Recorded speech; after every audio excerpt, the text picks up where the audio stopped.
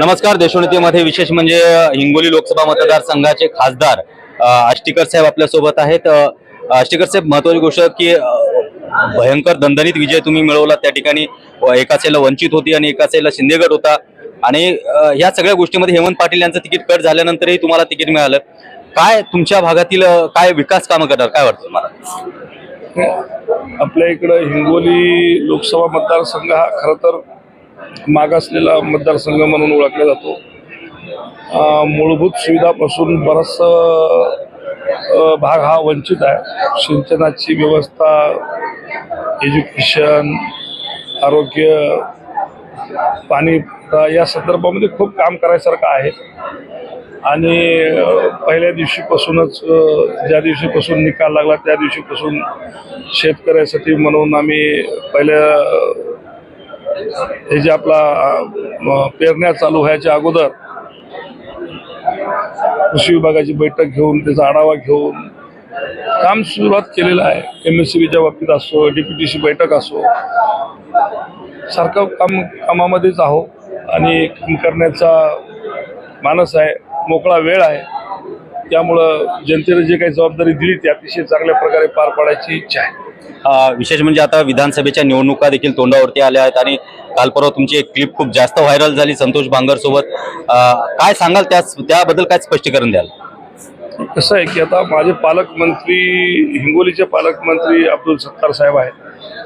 त्या संदर्भात DPTCच्या संदर्भात चर्चा करण्यासाठी म्हणून विधान भवनामध्ये आलो.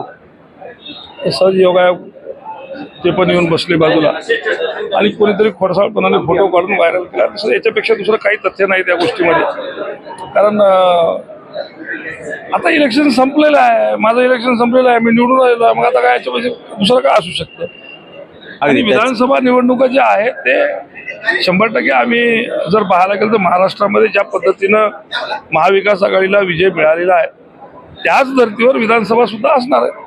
अगदी एक महत्त्वाचा प्रश्न असा आहे की सध्या महाविकास आघाडी आणि महायुती या दोघांकडे देखील मुख्यमंत्री पदाचा चेहरा असा स्पष्ट झाला नाही आणि महाविकास आघाडीमध्ये ठाकरे गट जो आहे त्यांचं मत आहे की उद्धव ठाकरे यांनाच मुख्यमंत्री बनवावं आणि दुसरी आपले राष्ट्रवादी गट आहे, शरद पवार गट आहे, त्यांची इच्छा पण आहे. त्याचप्रमाणे काँग्रेसची पण इच्छा आहे, पण चेहरा अद्यापही स्पष्ट नाही. काय वाटतं तुम्हाला महाविकास आघाडी? महाविकास आघाडी सध्या तरी सर्व एकत्रित बसून आहे आणि नक्की ते बसून त्याच्यातून तोडगा काढतील. विषय मुख्यमंत्र्याचा आजच्या घडीला समोर नाही आहे. पण एक जर बघायला गेलं तर उद्धव साहेबामुळं आज हे महाविकास आघाडीला यश मिळालेलं आहे, हे नाकारता येणार नाही आहे. आणि भविष्यातही त्या पद्धतीनं महाविकास आघाडी एकत्रित राहून काम करेल आणि या महाराष्ट्राचा चेहरामोहरा बदलून घेईल. अगदी एक शेवटचा प्रश्न सर, आता यापूर्वी तुम्ही थोड्या दिवसापूर्वीच प्रज्ञा सातव यांच्याबद्दल पक्ष विरोधी कारवाई केल्याबद्दल त्यांच्यावरती कारवाई करावी असं आपलं मत होतं. त्यांना विधान परिषदेत तिकीट देखील मिळाले. काय वाटतं? आमचं कर्तव्य होतं सांगायचं. आम्ही सांगितलं निष्ठावंताला न्याय मिळाला पाहिजे आणि ज्या लोकांनी काम करत नाहीत त्या लोकांना याच्यापासून दूर ठेवलं पाहिजे असं आमचं मत होतं. आम्ही आमचं कळवलं. आम्ही आमचं जेवढं आम्हाला सांगता येत होतं आघाडी म्हणून आम्ही सांगितलं.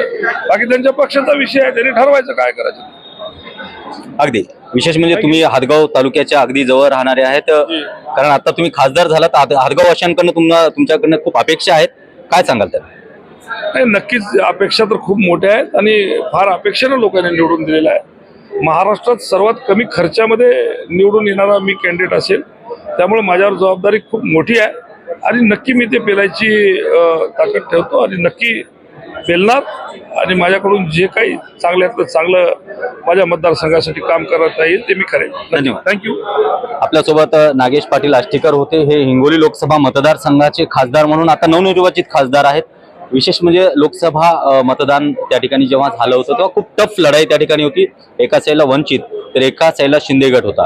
शिंदे गटाने ही जागा अक्षरशः हेमंत पाटील यांना तिकीट दिलं होतं, पण 28 मार्च रोजी ते तिकीट नाकारण्यात आलं. कारण यापूर्वी देखील अमित शहा यांनी त्यांना तिकीट देऊ नका असं सांगितल्यानंतरही शिंदे यांनी हेमंत पाटील यांना तिकीट दिलं होतं, पण अगदी ऐन वेळेला तिकीट नाकारल्यामुळे त्या ठिकाणी दुसरा उमेदवार देण्यात आला, बाबूराव पाटील त्या ठिकाणी.